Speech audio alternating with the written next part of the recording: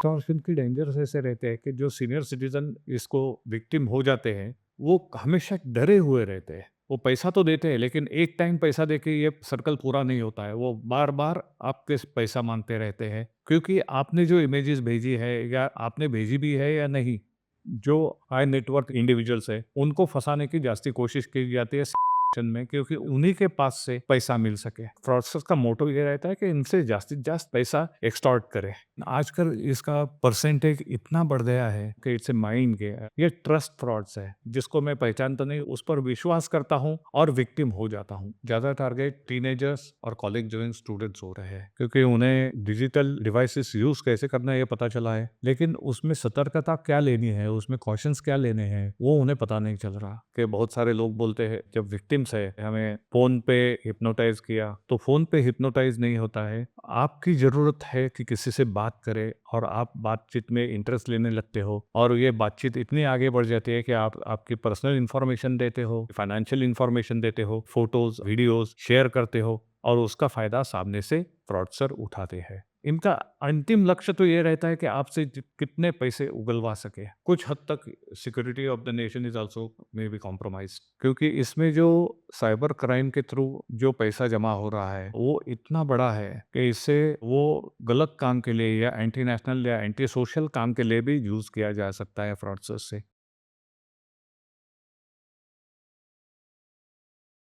Hello और नमस्कार। मैं हूं आपका होस्ट अमिताभ कुमार और आप देख रहे हैं पॉडकास्ट मेरी सहेली। साइबर सिक्योरिटी एक बहुत बड़ा मसला बन गया है आजकल। साइबर क्राइम, साइबर फ्रॉड, ये सारे शब्द जो हम बार-बार सुन रहे हैं, इसको लेकर के हमारे अंदर जो है एक चिंता और एक जिज्ञासा बनी हुई है। इन सभी चीज को समझने के लिए आज हमारे पास हैं एक विशेषज्ञ, एक एक्सपर्ट श्री रविंद्र भिड़े। रविंद्र भिड़े जी जो मुंबई पुलिस में कार्यरत थे, इन्होंने एंटी करप्शन ब्यूरो, 26/11 के इन्वेस्टिगेशन, ऐसे बहुत सारे काम हैं जिसमें ये शामिल थे। ये एक सर्टिफाइड फ्रॉड एग्जामिनर भी हैं। ऐसे विशेषज्ञ हमें बहुत सारे नॉलेज दे सकते हैं जो हमारे लिए बहुत ही ज्ञानवर्धक रहेगा। हम कोशिश करेंगे कि इस पॉडकास्ट में आपको ऐसे बहुत सारे चीज़ों से रूबरू कराएँ, जिस जो कि आपके लिए फ़ायदेमंद हो और आप इन सभी चीज़ों को पूरे पॉडकास्ट को देखते हुए अपने लिए कुछ इम्पोर्टेंट पॉइंट्स नोट करें, जो कि आपके लिए इस्तेमाल में आएँगे। तो ज़्यादा समय ना लेते हुए मैं आपको इंट्रोड्यूस करता हूँ श्री रविंद्र भिड़े जी। नमस्कार रविंद्र भिड़े जी। नमस्ते। आपका बहुत-बहुत धन्यवाद इस एपिसोड में दोबारा आने के लिए। Thank you sir. हमारा आग्रह आपने स्वीकार किया, इसके लिए आपको शत-शत नमस्कार और बहुत-बहुत धन्यवाद। अ, पिछली बार हम लोगों ने साइबर फ्रॉड और साइबर क्राइम के बारे में बात किया था और उसी से रिलेटेड कुछ और भी ऐसे प्रश्न हैं जिसका कि हम आपसे चाहेंगे कि आप उस पर थोड़ा हमें इलैबोरेट करें, थोड़ा हमें बताएँ और व्यूअर्स को भी इससे जो है फ़ायदा मिलेगा, क्योंकि पिछले एपिसोड के बहुत अच्छे रिस्पॉन्सेज़ आए हैं, तो हम चाहते भी हैं कि आपसे और कुछ जानकारी ले सकें। जी। तो सबसे पहला जो प्रश्न है वो एक ऐसे टॉपिक पर है जो आजकल बहुत चर्चा में है, एक्सटॉर्शन का। तो ये एक्सटॉर्शन क्या चीज़ है थोड़ा बताएँगे? क्योंकि एक्सटॉर्शन तो हमने सुना था, बट ये एक्सटॉर्शन एक नया वर्ड आ गया है। तो कृपया इसके बारे में थोड़ा बताएँ। ये नया टर्म है। Both the things are connected, sex and extortion.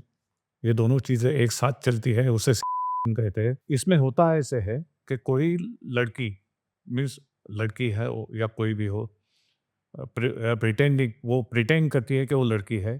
Facebook पे या सोशल मीडिया पे फ्रेंड रिक्वेस्ट भेजती है। फ्रेंड रिक्वेस्ट एक्सेप्ट करने के बाद वो मोबाइल नंबर एक्सचेंज किए जाते हैं। बाद में चिट चैटिंग चालू होता है। बाद में वर्बल फोटो, खुद के ऑब्सीन फोटो शेयर करना चालू हो जाता है, और उसका फ़ायदा सामने वाले फ्रॉडस्टर जो है जो उठाते हैं। अच्छा, हाँ, जैसे एक केस में ऐसे हुआ था। एक बुजुर्ग 78-80 ईयर्स के बुजुर्ग थे। उन्हें एक लड़की ने फ्रेंड रिक्वेस्ट भेजी। The girl was almost 25 years old, कि मुझे आप में इंटरेस्ट है, मैं आपसे दोस्ती करना चाहती हूँ। फेसबुक पे रिक्वेस्ट भेजी थी। वो दोनों फ्रेंड हो गए। बाद में उन्होंने फ़ोन नंबर एक्सचेंज किए। फ़ोन पे बात करना चालू हो गया। बाद में वो लड़की ने और उन्होंने अपने फ़ोटो एक्सचेंज किए। कोई फ़ोटो न्यूड थे, विवस्त्र फ़ोटो थे या ऑब्स्सीन फ़ोटो थे। और ये जो बुजुर्ग आदमी थे उन्होंने भी अपने फ़ोटो इसी तरह के फ़ोटो शेयर किए और उसका फ़ायदा लेके वो लड़की या उसके आजू-बाजू के जो फ्रॉडस्टर्स थे, वो गैंग थी, वो उन्हें एक्सटॉर्शन करने लगी कि अगर आप हमें इतना पैसा नहीं दोगे, तो ये सब बातें हम सोशल मीडिया पे डालेंगे, हम पुलिस में भी कंप्लेंट करेंगे। और वो बुजुर्ग थे, वो डर के मारे उन्होंने कुछ पैसा फ्रॉडस्टर को भेज दिया। और जब भी उनसे मेरी बात हो गई तो मैंने उन्हें साफ टर्म में बता दिया था कि ऐसे कोई आपने किया वो तो गलत काम किया, लेकिन जो हो गया सो हो गया। इसके बाद मत कीजिए और बिल्कुल डरने की आवश्यकता नहीं है, क्योंकि एफआईआर करने के लिए या पुलिस कंप्लेंट करने के लिए कोई तो इंसान चाहिए। पुलिस कंप्लेंट हवा में नहीं होती है, कोई तो आगे आके कंप्लेंट करना चाहिए। और जिसके साथ आपने शेयर किया ये सब, उसका कुछ भी मालूम ना होते भी आपने शेयर किया, ये गलत बात की थी। जब भी उनको ये दिलासा दिया, उनको दूसरी बात वो डरा रहे थे कि आपको आपकी बदनामी करेंगे, आपके बच्चों को ये सब भेज देंगे। इस बात से वो बहुत नाराज़ थे, बहुत डरे हुए थे।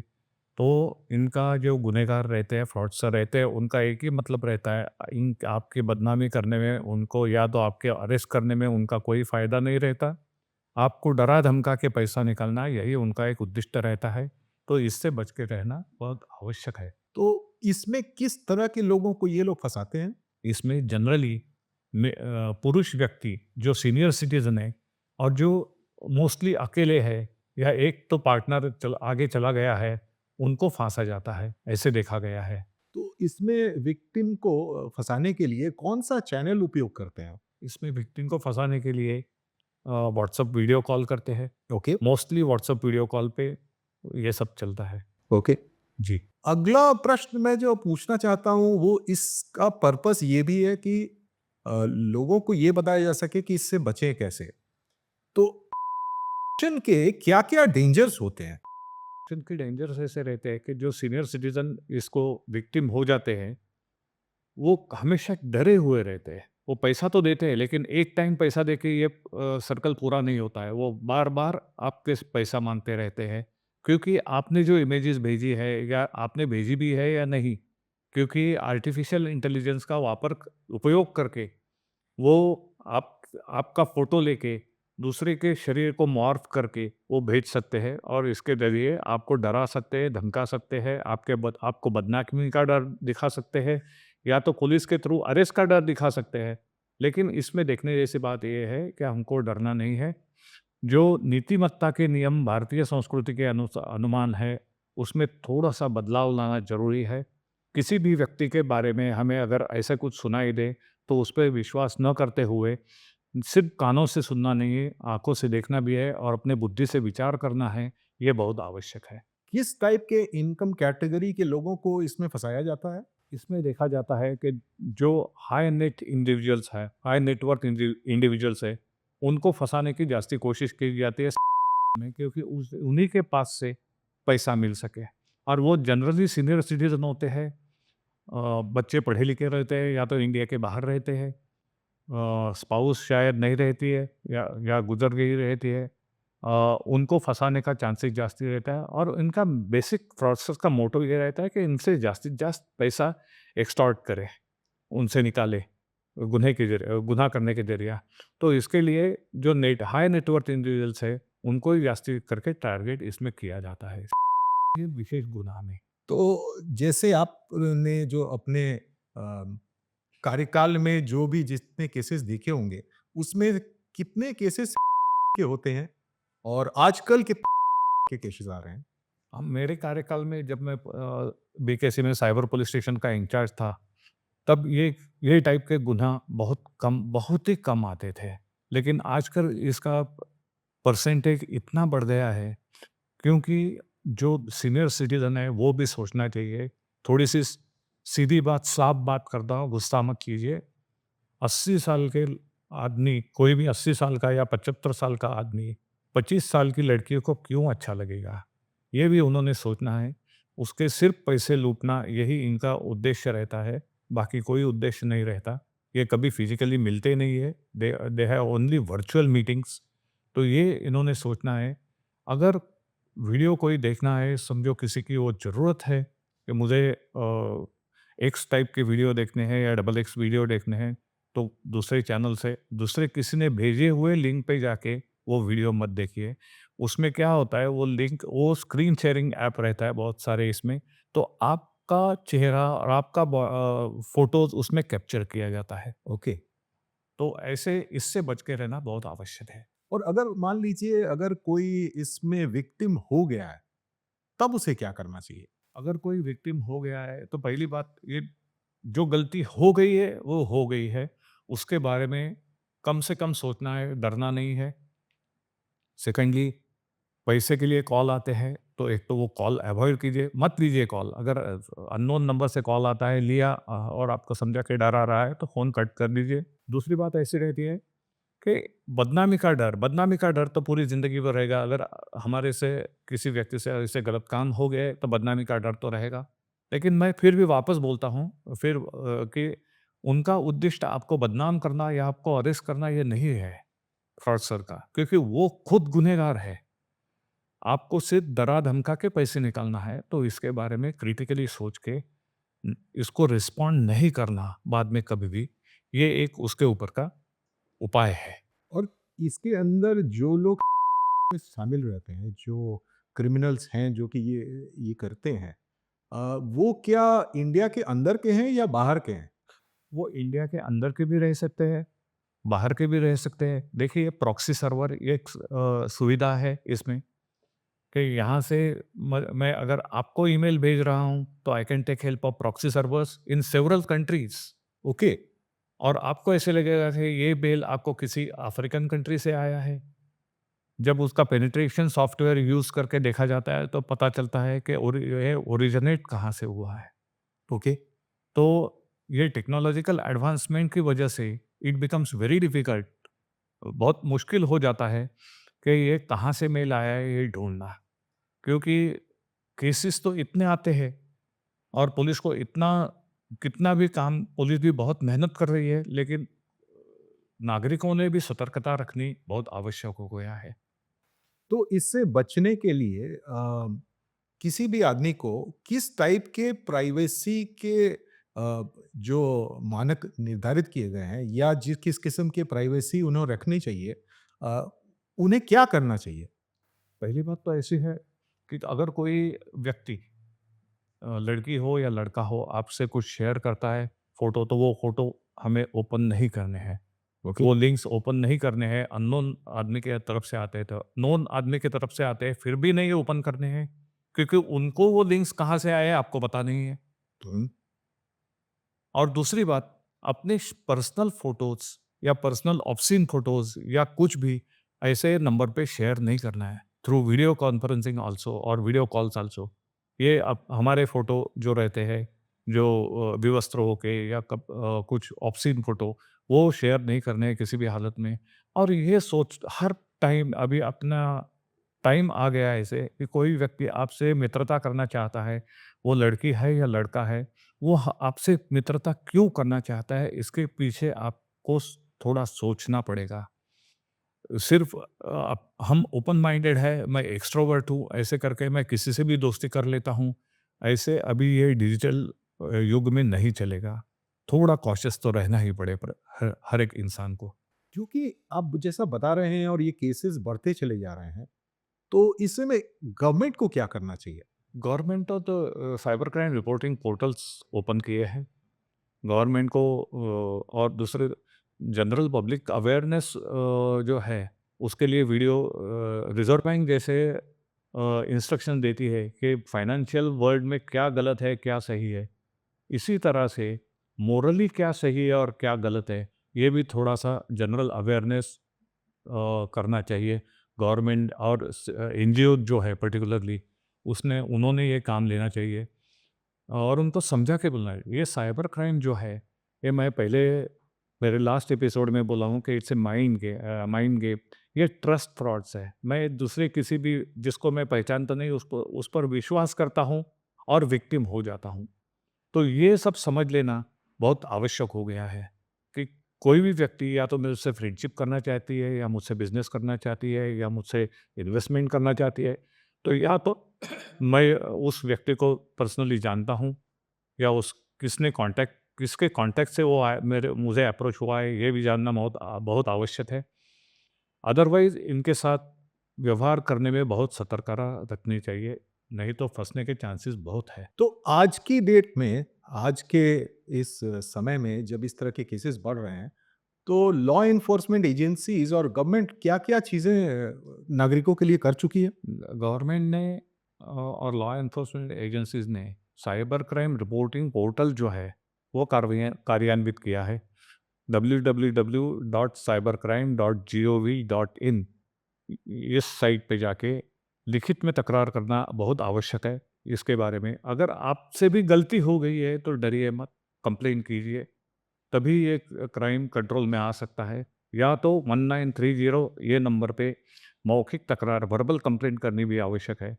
आपसे गलती हो गई तो मैं कैसे कंप्लेंट करूं, ऐसे कभी मत सोचना।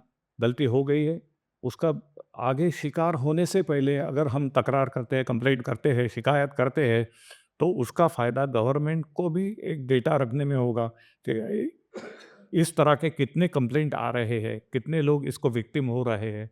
ये गवर्नमेंट को भी एसेस करना ईज़ी हो जाएगा। आजकल ऑनलाइन डेटिंग के बारे में बहुत चर्चा हो रही है और ये एक बहुत ही नई मुसीबत के रूप में उभरा है। हुँ। तो ऑनलाइन डेटिंग के कितने प्रकार के स्कैम्स हो रहे हैं आजकल? ऑनलाइन डेटिंग के लिए जो ऐप्स रहते हैं, अलग तरह के ऐप्स हैं। वहाँ पर जो टीनेजर्स है या किसी भी एज के लोग रहेंगे, सिंगल है, एडवांस एज है फिर भी सिंगल है, तो वो डेटिंग ऐप पे जाते हैं और एक दूसरे से कांटेक्ट करते हैं। इसमें धोखा ये रहता है कि किसी भी व्यक्ति को बिना जाने पहचाने हम उसके साथ में व्यवहार करते हैं, उसमें धोखा होने के चांसेस बहुत रहते हैं। और ये डेटिंग ऐप्स में ये साइट है, ये whether it's a secure site, हुँ। कितने लोगों ने उसको एंडोर्स किया है, ये सब देख के उस पे करना चाहिए। But it is always a dangerous thing. और ये जो ऑनलाइन डेटिंग ऐप्स होते हैं ये क्या मोस्टली इंडियन होते हैं या इसमें भी जो है इंटरनेशनल इसमें भी डोमेस्टिक मिक्स्ड है? इसमें भी इंटरनेशनल होते हैं, इसमें भी क्योंकि बहुत सारे लोग फिजिकली मिलने से पहले इंटरेक्शन करते हैं, ऑनलाइन इंटरेक्शन बहुत चलती है। जैसे मैंने पहले बताया कि पेनिट्रेशन ये अलग अलग देशों से भी आपको रिक्वेस्ट, फ्रेंड रिक्वेस्ट आ सकती है। आपको ऐसे लगता है कि आपके बाजू वाला भी आपको भेज सकता है, लेकिन लगता है कि कोई अफ्रीकन कंट्री या यूरोपियन कंट्री से आपको रिक्वेस्ट आ गई है। तो ये तो है, मतलब you have to take very careful, you have to be very careful with that and then only go in for it. Online dating के जो फ्रॉडस्टर्स हैं, लोगों को कैसे फँसाते हैं? ऑनलाइन डेटिंग में वो रिक्वेस्ट भेजते हैं जैसे में भेजते हैं, वैसे ही रिक्वेस्ट जाती है। बिना जाने पहचाने सामने वाले आदमी का या लड़की का पूरी तहकीकात किए बिना ये लोग उससे फ्रेंडशिप कर बैठते हैं। दे शेयर देयर पर्सनल इन्फॉर्मेशन भी शेयर करते हैं दूसरे को इम्प्रेस करने के लिए। और वो हमें ये पता नहीं चलता कि हम इन गुड पे सब कुछ बता रहे हैं, हमारे फोटो भेज रहे हैं, but that is big misuse by somebody. दूसरे लोग उसका मिसयूज कर रहे हैं, आपकी इन्फॉर्मेशन का, आपके फोटो का। ये हमें पता नहीं चलता है और उसमें वो फंसते जाते हैं। इसमें यंगस्टर्स कितने इन्वॉल्व्ड हैं? इसमें यंगस्टर बहुत जास्ती प्रमाण पे इन्वॉल्व है। कुछ सीनियर सिटीजन भी या मिडिल एजेड पर्सन भी इसमें इन्वॉल्व हो जाते हैं, क्योंकि ह्यूमन नेचर है, सो वी कैनॉट कर्ब इट। तो आवश्यकता है कि सतर्कता बरतें। ऑनलाइन डेटिंग में किस एज ग्रुप के लोग ज़्यादा टारगेट हो रहे हैं? ज़्यादा टारगेट टीनेजर्स और कॉलेज गोइंग स्टूडेंट्स हो रहे हैं। Okay, yes, okay. क्योंकि उन्हें डिजिटल डिवाइसेस यूज़ कैसे करना है ये पता चला है, लेकिन उसमें सतर्कता क्या लेनी है, उसमें कॉशंस क्या लेने हैं, वो उन्हें पता नहीं चल रहा। इसलिए वो जास्ती इसमें इन्वॉल्व हो रहे हैं और ट्रैप हो रहे हैं उसमें। तो क्या इसमें मिड एज और जो लोग जो अधेड़ उम्र के लोग हैं और जो लोग लोनली रहते हैं, जिन्हें थोड़ा अकेलापन रहता है, वो ज़्यादा फँसते हैं? ज़्यादा फँस सही बात है, वो ज़्यादा फँसते हैं। एक तो सीनियर सिटीज़न जो रहते हैं, जो अकेले रह गए हैं, उनके स्पाउस आगे चले गए हैं, तो वो फँसते हैं इसलिए कि उनको बात करने के लिए कोई तो चाहिए, और बात करने के लिए कोई भी मिल गया। जैसे और एक पहलू है इसका कि बहुत सारे लोग बोलते हैं, कहते हैं, जब विक्टिम्स है उनसे इंटरव्यू किया तो वो बोलते हैं हमें फ़ोन पे हिप्नोटाइज़ किया। तो फ़ोन पे हिप्नोटाइज़ नहीं होता है।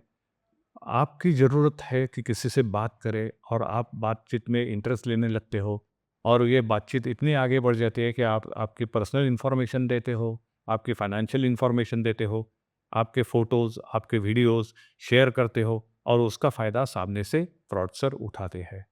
ये एकदम गलत बात है। अननोन व्यक्ति से इतना संबंध और इतना इंटरैक्शन मत रखिए। Be selective in giving your information. तो जो अधेड़ उम्र के लोग जो कि इसमें फँसते हैं, उनमें से कितने प्रतिशत लोग ऐसे होंगे जो कि ये केस को रिपोर्ट करते हैं? बहुत कम लोग रिपोर्ट करते हैं, क्योंकि उनको उनके माइंड में एक गिल्ट फीलिंग रहता है कि जो काम मैंने नहीं करना है, अगर मैंने रिपोर्ट कर दिया तो वो ओपन हो जाएगा, शायद मेरे बच्चे, मेरे रिलेटिव्स या मेरे रिश्तेदार उसे समझ जाएंगे कि मैं किस टाइप का आदमी हूँ, और इसलिए वो रिपोर्ट नहीं करते। बहुत कम रिपोर्टिंग होती है इसकी। और जैसे ये आपने बताया कि ये इस समय जो है यंगस्टर्स में ये इस टाइप के ऑनलाइन डेटिंग वाले स्कैम्स बढ़ते जा रहे हैं। तो क्या आपको लगता है कि इसमें पेरेंट्स को जो है का भी कुछ रोल होना चाहिए इसको रोकने में या इसको कम करने में? एक बात है कि सिर्फ यही कम करने में नहीं, तो पेरेंट्स का बच्चों के साथ जो कन्वर्सेशन है, वो बहुत अच्छा होना चाहिए। कनेक्टिविटी जो है, parents should give more quality time to the children. उनके प्रॉब्लम्स, उनके ग्रोइंग अप एज के जो प्रॉब्लम्स है, वो भी समझ लेना बहुत आवश्यक है, और उनकी जो ज़रूरतें हैं, उनको समझ लेना आवश्यक है। वो क्या कर रहे हैं, गलत कर रहे हैं, सही कर रहे हैं? अगर गलत कर रहे हैं तो क्यों गलत है? सही रास्ता कौन-सा है? ये उनको दिखाना। But the parents have to lead by example, not by preaching. सिर्फ़ उपदेश करके ये होने वाला नहीं है, क्योंकि बच्चे ये देखते हैं अपने पेरेंट्स कैसे बर्ताव करते हैं। पेरेंट्स, अगर कोई आदमी, एक उदाहरण के तौर पर बताता हूँ, एक फैमिली होटल में जाती है, पिताजी दारू ड्रिंक्स लेते हैं, तो बच्चे पूछते हैं फिर हम क्यों ना लें? तो सही बच्चे बात है, सही बात है। बच्चे ये देखते हैं कि हमारे पेरेंट्स कैसे बर्ताव करते हैं। सिर्फ पिताजी बोलेंगे नहीं ड्रिंक्स पीना बहुत गलत बात है, तो फिर बच्चे यही सोचेंगे फिर आप क्यों पी रहे हो? तो हम जो करते हैं वही बच्चे देख के बड़े होते हैं। तो बच्चों के साथ जो कनेक्टिविटी है, वो अच्छी तरह से होनी चाहिए, क्वालिटी टाइम उनको देना चाहिए, उनको ठीक से बता देना चाहिए कि कौन सी बात गलत है, डिजिटल वर्ल्ड में कौन सी बात, उनके लिटरेसी होना चाहिए। जैसे हम बताते हैं बच्चों को, छोटे और रहते हैं तो, कि किसी से मिलना है, किसी से नहीं मिलना है, कौन अपरिचित व्यक्ति है उनसे न मिलने, उनसे कुछ मत ले ले। उसी तरह से फील्ड में भी, साइबर क्राइम के फील्ड में भी उनको बताना चाहिए कि ये बात गलत है, ये बात सही है, ये उनके ध्यान में लाना चाहिए। क्या आपको लगता है कि इसमें न्यूक्लियर फैमिली जो आजकल नया कॉन्सेप्ट उभरा है उसका भी कुछ रोल है? न्यूक्लियर फैमिली का रोल थोड़ा बहुत है। फिर भी at certain stage nuclear family कहे तो माँ पिताजी है, बच्चे हैं, तो both parents have to give equal time to the children. दोनों दोनों पेरेंट्स, माँ और पिताजी, दोनों ने अपने बच्चों को सही वक्त देना है।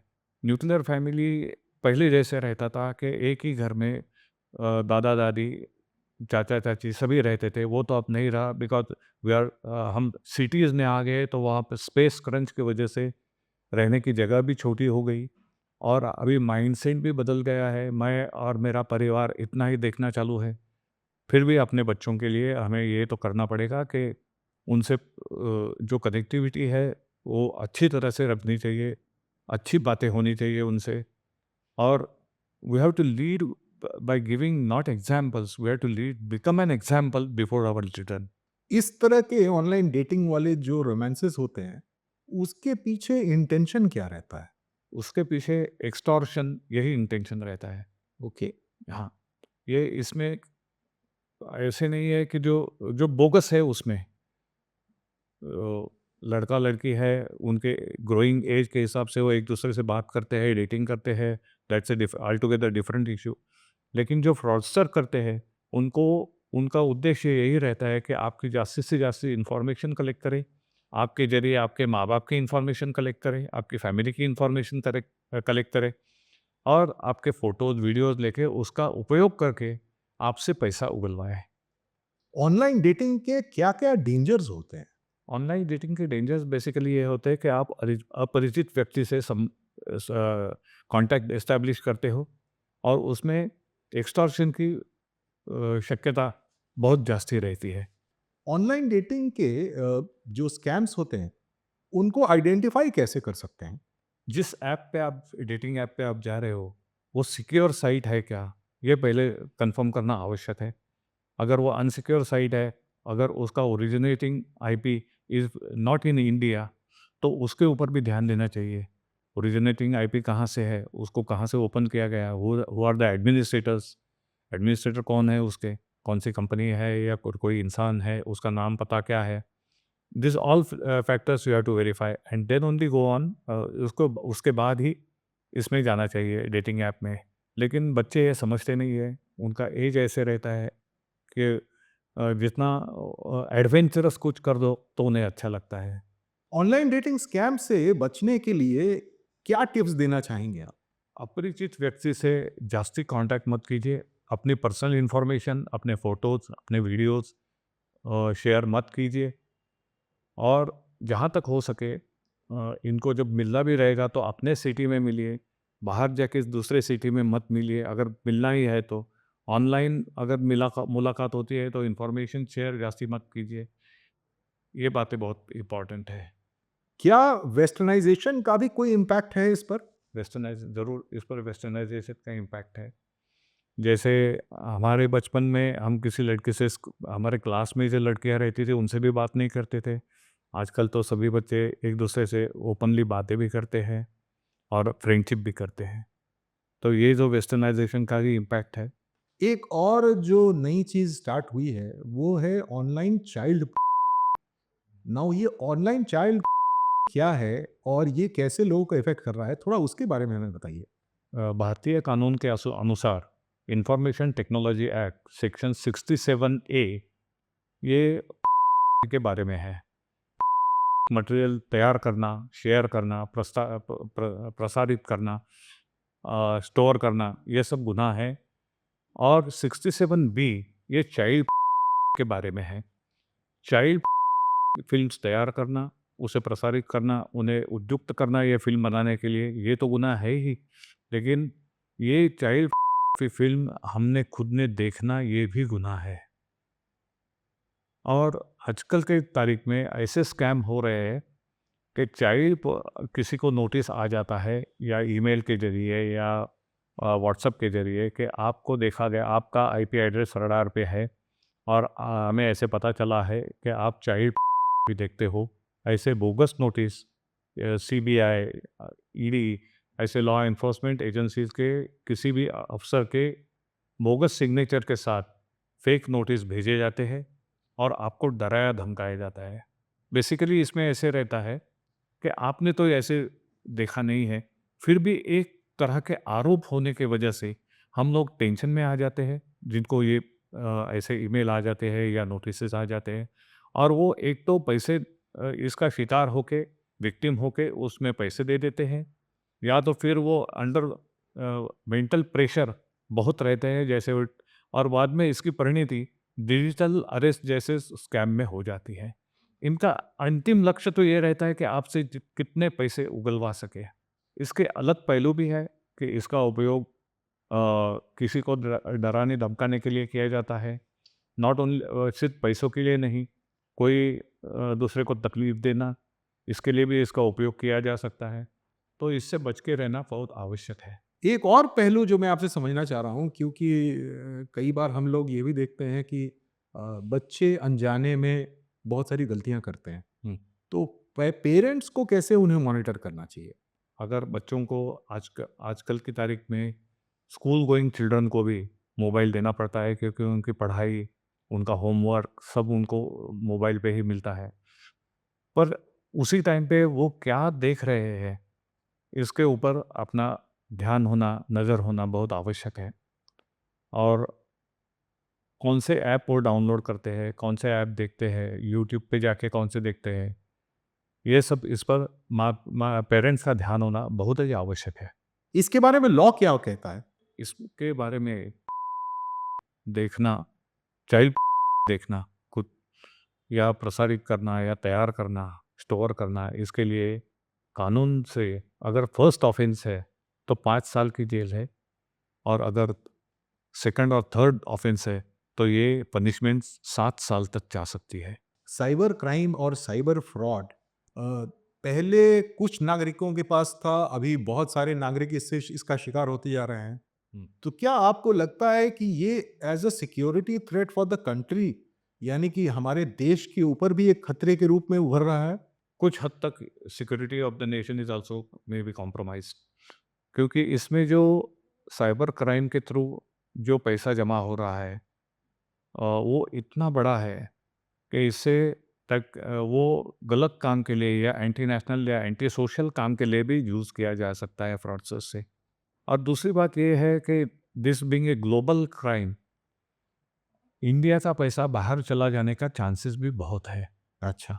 बाहर के देशों में जाने का चांसेस बहुत है, और इसीलिए financial institutions, even banks, other financial institutions have to take proper care. उनको बहुत केयर लेनी पड़ती है कि अपनी सिस्टम सिक्योर रखने में। अभी रिसेंटली देयर वाज एक न्यूज़ थी कि बेंगलोर में एक कॉफ़ी वेंडर के अकाउंट पे एक बैंक से 999 करोड़ रुपए ट्रांसफ़र हो गए हैं। उसका बैंक अकाउंट फ्रीज़ कर दिया है पुलिस ने, लेकिन फिर भी वो कहता है कि मेरा उससे कोई संबंध नहीं है, मेरे बैंक में कैसा आया मालूम नहीं। ना अभी पुलिस तहकीकात कर रही है कि ये किसी ने जानबूझ के किया है या ये बैंक सिस्टम फ्लॉज से हुआ है। ये इसका पुलिस इन्वेस्टिगेशन में जो रहेगा वो बाहर आ जाएगा। तो जो साइबर क्राइम्स जो हो रहे हैं वो तो ठीक है, बट मेरा ख्याल है कुछ गलत केसेस भी रिपोर्ट हो जाते होंगे, तो जी। थोड़ा इसके ऊपर प्रकाश डालिए। गलत केसेस रिपोर्ट हो जाते हैं बिकॉज ऑफ मिसअंडरस्टैंडिंग। तो उसमें ऐसे होता है, जैसे मैं एक उदाहरण देता हूँ। एक सदग्रस्त आए थे साइबर पुलिस स्टेशन, उन्होंने कहा उनका क्रेडिट कार्ड यूज़ करके बहुत सारा परचेसिंग हुआ है, और वो इंसिस्ट कर रहे थे आप इमीडिएटली एफआईआर ले लो। लेकिन हमारी एक कार्य पद्धति है कि थोड़ा इन्वेस्टिगेशन होना चाहिए। जब इसने हमने इन्वेस्टिगेशन किया तो ऐसे पता चला कि उनके बेटे ने ही उसके क्रेडिट कार्ड का लिमिट ख़त्म हो गया था, इसलिए पिताजी का क्रेडिट कार्ड लेके कुछ परचेसिंग किया था। जब भी उनको ये पता चला तब भी वो मान गए कि आपने अच्छा हुआ एफआईआर दाखिल नहीं किया, नहीं तो फिर हमें लीगल प्रोसेस आगे लेने जा पड़ती थी। तो ऐसे भी केसेस होते हैं कि गलती से कंप्लेंट की जाती है पता ना होते हुए, और इसमें इसलिए पुलिस जनरली ये करती है बहुत सारे मैटर्स में कि पहले थोड़ा तो इन्वेस्टिगेशन करके वे ट्राई टू कंफर्म कि गुनाह हुआ है, और बाद में ही एफआईआर दाखिल करते हैं।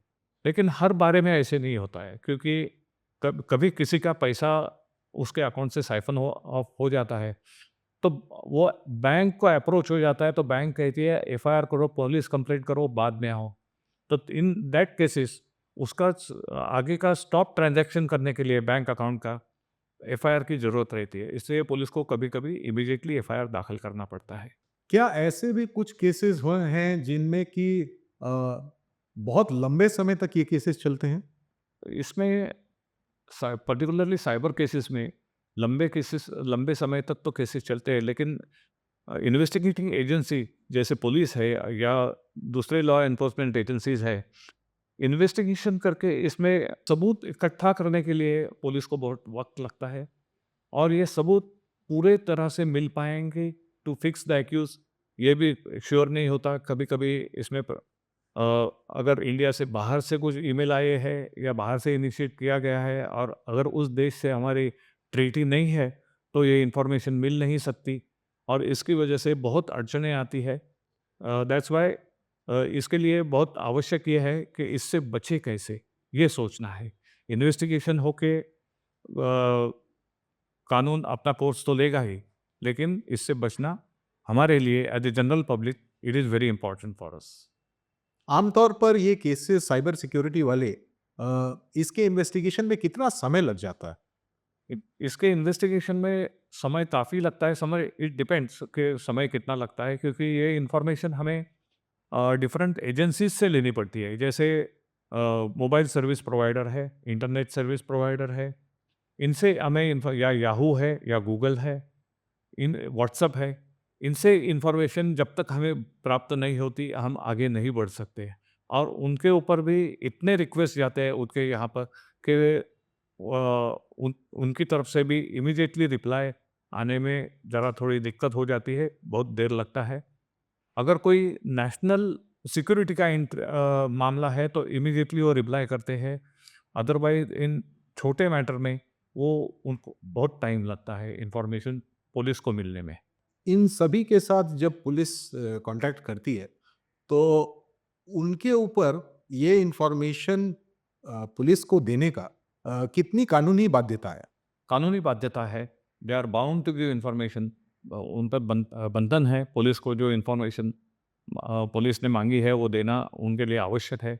लेकिन कई मैटर्स में ऐसे देखा गया है कि their servers don't store all the information. अगर बहुत पुरानी इन्फॉर्मेशन है ओह! तो उनके यहाँ स्टोर नहीं रहती, तो फिर मिलती नहीं है इन्फॉर्मेशन पुलिस को, या तो उनके वेस्टेड इंटरेस्ट की वजह से वो कभी कभी इन्फॉर्मेशन देने में गलती करते हैं या देते नहीं है। In each and every matter, police cannot take legal course to compel them कि इंफॉर्मेशन देनी ही चाहिए। लेकिन ये इनकी मोरल और लीगल रिस्पॉन्सिबिलिटी है कि वो पुलिस को पूरी जानकारी दे दे। अगर किसी आदमी को अगर पता चल जाए कि उसका कोई जानने वाला या कोई जिसके बारे में उसे जानकारी हुई है कि वो साइबर फ्रॉडस्टर है, तो उसे क्या करना चाहिए? पुलिस को रिपोर्ट करना चाहिए उसे कि ये साइबर फ्रॉडस्टर है। साइबर फ्रॉडस्टर ऐसे हम पहचान नहीं सकते, लेकिन एक इंसान का रहन-सहन का तरीका देख के हम पहचान सकते हैं कि कल तक ये आदमी को खाने को पैसे नहीं थे, आज ये कार में घूम रहा है। तो sudden increase in wealth is one of the indicators कि ये शायद किसी गुन्हे में फँसा हुआ है। ये कहीं बाहर तो नहीं जाता, यानी बाहर गुनाह करने का चांसेस नहीं, तो दूसरा क्या चांस हो सकता है? तो ये घर में बैठ के कंप्यूटर से कोई गुनाह कर रहा है और उसके ज़रिए पैसे कमा रहा है। साइबर फ्रॉडस्टर्स जो अलग-अलग टाइप के हमें सुनने को मिलते हैं, इसमें हम लोगों ने कई वेब सीरीज़ और ओटीटी में देखा है कि ये काफ़ी ग्रामीण क्षेत्रों में होता है, कभी डीप इंटीरियर्स में होता है। आप अपने अनुभव से बताएँ कि ये किस टाइप की जगहों से ओरिजिनेट करता है? ये जनरली रिमोट एरिया से ऑपरेट करते हैं, क्योंकि यहाँ तक पहुँचना पुलिस के लिए या दूसरे लॉ एनफोर्समेंट एजेंसीज के लिए बहुत मुश्किल रहता है। और इसमें जब फाइनेंशियल फ्रॉड्स होते हैं, जो पैसा बैंक से विड्रॉ होता है, वो भी ऐसे जगह से होता है कि एकदम रिमोट प्लेसेस में उसके एटीएम सेंटर्स हैं और वहाँ से पैसे निकालते हैं। जनरली जो पैसे विड्रॉ करने के लिए जाता है वो कैप पहनता है कि उसका चेहरा नज़र में ना आए। और इनके पास अलग-अलग से डेबिट कार्ड्स रहते हैं। अभी डेबिट कार्ड के बारे में और एक चीज़ मैं बताता हूँ which is very important. Bank की एक सुविधा है ऐड ऑन डेबिट कार्ड देने की। ऐड ऑन डेबिट कार्ड इसलिए दिया जाता है कि अगर मैं बॉम्बे में नौकरी करता हूँ और मेरी फैमिली मेरे डिस्ट्रिक्ट में या दूसरे स्टेट में है, तो मेरे अकाउंट से मेरी फैमिली भी पैसा विड्रॉ कर सके, इसलिए डेबिट कार्ड दिए जाते हैं। बट वो डेबिट कार्ड एक ही दिया जाता है, ऐड ऑन डेबिट कार्ड। एक ओरिजिनल, एक ऐड ऑन डेबिट कार्ड। लेकिन जो फ्रॉडस्टर है वो बैंक वालों को गुमराह करके बहुत सारे डेबिट कार्ड्स लेते हैं और वो उनके सिस्टम में डिस्ट्रीब्यूट करते हैं। इसलिए अगर मुंबई से 1 लाख रुपया जाता है तो विविध ठिकानों पर से वो विड्रॉ किया जाता है। और इसका परिणाम ऐसे होता है कि पुलिस इतने सारी जगहों पे एक टाइम पहुंच नहीं सकती, इसलिए वो पैसा निकाल के गायब हो जाते हैं। अभी ये आप पूछोगे कि ये पैसा तो जाता है, अकाउंट तो अकाउंट जाता है। जो दूसरे के अकाउंट वो तो गुनहगार है। नहीं, उसमें भी ऐसे होता है कि ये फ्रॉडस्टर जो है वो गरीब लोगों को फांसते हैं। वो किसी गरीब लेबरर या वॉचमैन को जाके मिलते हैं या इलिटरेट पर्सन, अशिक्षित व्यक्ति से जाके मिलते हैं और उन्हें कहते हैं कि मेरा बिज़नेस है, मुझे मेरा बॉम्बे में अकाउंट नहीं है या किसी भी सिटी में अकाउंट नहीं है। अगर आप अकाउंट आपके नाम पे खोल दो तो मेरा उससे पैसा आने वाला है। उसके बदले में आप अकाउंट ओपन करो, उसके बदले में आपको 10,000 रुपया, 5,000 रुपया दे देता हूँ। वो गरीब आदमी भी सोचता है, वो तो अशिक्षित है। वो तो सोचता है कि भाई सिर्फ़ अकाउंट ओपन करके देना है। मुझे तो कोई पैसा में नुकसान नहीं है, वो अकाउंट ओपन करके देता है और वो अकाउंट यूज़ करके ये पैसा ट्रांसफरिंग और विड्रॉल के लिए यूज़ करते हैं। दूसरी बात ऐसी है, जितने भी डॉर्मेंट अकाउंट्स हैं बैंक में, जो बहुत सालों से ऑपरेट नहीं किए गए, वो भी अकाउंट फ्रॉडस्टर यूज़ करने के चांसेस रहते हैं। तीसरी इसमें पॉसिबिलिटी ये रहती है कि जो अकाउंट ज़ीरो बैलेंस अकाउंट के नाम पे ओपन किए जाते हैं, वो भी अकाउंट यूज़ किए जाते हैं। या तो चौथी फोर्थ पॉसिबिलिटी इज़ दैट कि आपके केवाईसी डॉक्यूमेंट्स लेके online without KYC verification accounts open किए जाते हैं। इसका मैं उदाहरण देता हूँ तो आपको एम्पली क्लियर हो जाएगा। मेरे एक दोस्त है, वो एक दिन उन्होंने मुझे एक दिन कांटेक्ट किया और बोले मेरे बेटे के नाम पे एक बैंक का स्टेटमेंट आया है, बैंक स्टेटमेंट। हमने वो स्टेटमेंट देखा, उसमें बहुत सारे ट्रांज़ैक्शन थे, लेकिन वो बेटी तो कह रही थी मेरा इस बैंक में कोई अकाउंट नहीं, मेरा तो सैलरी अकाउंट दूसरे बैंक में है। अच्छा। हाँ, तो हमने उसमें तहकीकात की, पूरी तहकीकात की, बैंक में जाके इंक्वायरी की, तो तब पता चला कि इसके केवाईसी डॉक्यूमेंट जैसे आधार कार्ड, पैन कार्ड है, ये यूज़ करके दिल्ली से ऑनलाइन अकाउंट ओपन किया गया था और उसका केवाईसी वेरिफिकेशन नहीं किया गया था। अभी उसमें देखने जैसी चीज़ ये है कि केवाईसी डॉक्यूमेंट्स उसका आधार कार्ड, एड्रेस, पैन नंबर सब उसका दिया था, लेकिन फ़ोन नंबर अलग दिया था। इसलिए उसे उसके अलर्ट एसएमएस नहीं आ रहे थे। गलती से बैंक स्टेटमेंट उसके घर पर पहुंच गया, इसलिए उसको पता चला, अदरवाइज उसको पता भी नहीं चलता कि उसके अकाउंट उसके नाम पे कितने अकाउंट ओपन किए गए हैं। बैंक ने वो बैंक अकाउंट बंद किया। हमने वो बैंक को कंपेल किया कि इनको लेटर दे दो, ये इनका अकाउंट नहीं है। तो वो बैंक ने वो लेटर भी दिया उनको कि ये अकाउंट दिल्ली से online without KYC verification open किया गया था, वो अकाउंट हमने क्लोज कर दिया है। बैंक हैज़ एश्योर्ड कि वो इस बारे में साइबर को कंप्लेंट करेंगे। तो रविंद्र जी, एक चीज़ और मैं आपसे जानना चाहूँगा कि ऑनलाइन डेटिंग के काफ़ी रिक्वेस्ट्स आते हैं। अब ये जो ऑनलाइन डेटिंग के जो फ्रॉडस्टर्स हैं, ये कैसे आइडेंटिफ़ाई करते हैं, किसे रिक्वेस्ट भेजें, कैसे उन्हें फाँसें? ये कैसे उस सेगमेंट को टारगेट करते हैं? जो फ्रॉडस्टर्स है, वो पहली बात ये है कि वो इन जनरल बहुत सारे लोगों को ये ईमेल या कम्युनिकेशन भेज देते हैं। दूसरी बात ये है कि अगर टारगेटेड करना है तो उस व्यक्ति का वो पूरा इन्फॉर्मेशन लेते हैं, उसका सोशल स्टेटस क्या है, उसका इकोनॉमिक स्टेटस क्या है, उसके एसेट्स क्या है, लायबिलिटीज़ क्या है, उसके चाल चलन कैसे हैं, ये भी ध्यान दिया जाता है कि वो किसी बार में जाता है या किसी पब में जाता है, इसका उसके ऊपर भी ध्यान दिया जाता है और बाद में उनको ये सब भेजा जाता है।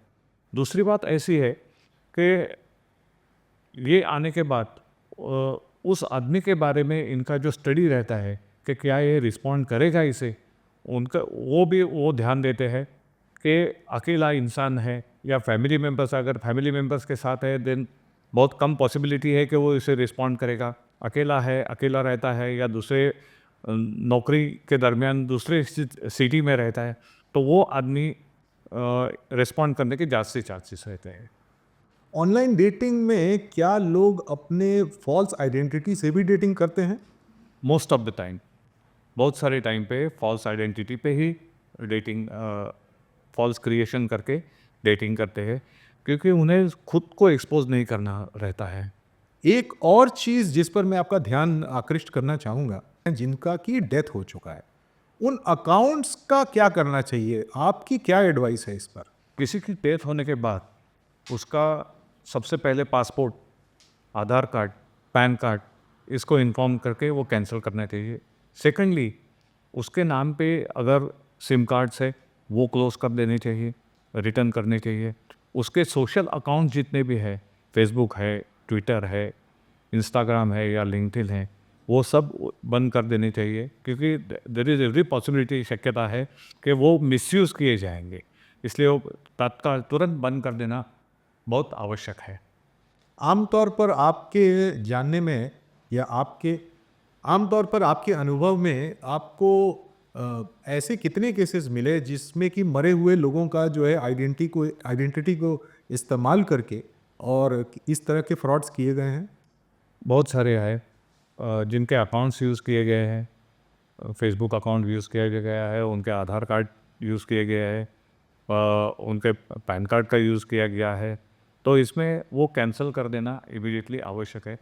इससे समाज को और धोखा हो सकता है। ऑनलाइन डेटिंग का जो पैसा लोग फ्रॉडस्टर्स मांगते हैं, वो अकाउंट्स किस किस्म के होते हैं? जनरली ये फेक अकाउंट्स होते हैं, इसे म्यूल अकाउंट कहते हैं। ये accounts most of the time bogus नहीं रहते, किसी जेन्युइन इंसान के नाम पे रहते हैं, लेकिन ये अकाउंट उनको फंसा के लिए जाते हैं। जैसे कोई गरीब इंसान है, उसे 5,000 10,000 देके उसके नाम से अकाउंट ओपन किया जाता है और वो अकाउंट फ्रॉडस्टर ऑपरेट करते हैं।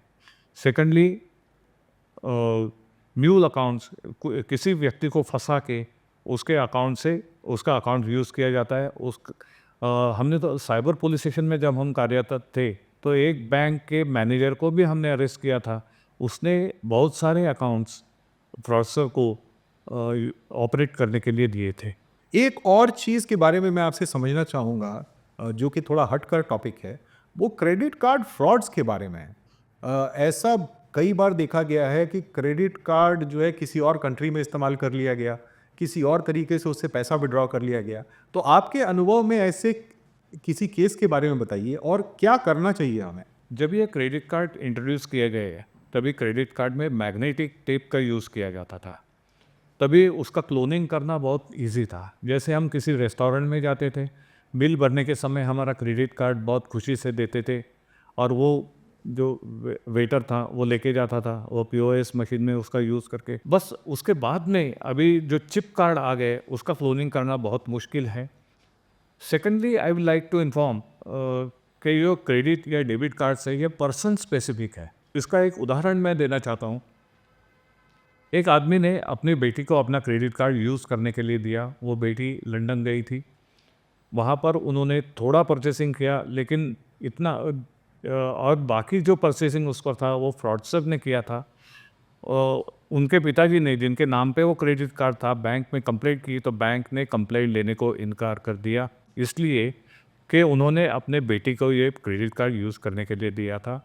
ये क्रेडिट कार्ड, डेबिट कार्ड, ये पर्सनल यूज़ के लिए है। अगर हम किसी को देते हैं, दूसरे किसी को, भले वो अपने बच्चे हो या अपने स्पाउस हो या माँ पिताजी हो, कोई भी हो, वो यूज़ करते हैं और उसमें फ्रॉड हो जाता है, तो बैंक उसकी लायबिलिटी नहीं लेती है। आपका बहुत बहुत धन्यवाद रविंद्र जी। हमें इस पॉडकास्ट में बहुत मज़ा आया। मेरा ख्याल है व्यूअर्स को भी इसके अंदर बहुत जानकारी मिली होगी।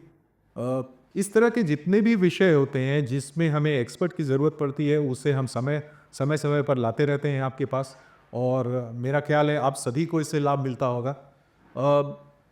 इस एपिसोड को यहीं पर ख़त्म करते हुए मैं आपका धन्यवाद करता हूं कि आपने पूरा एपिसोड देखा।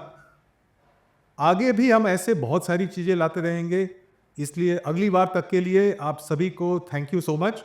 एंड स्वस्थ रहिए, सुरक्षित रहिए और अपना ध्यान रखिए। Thank you so very much.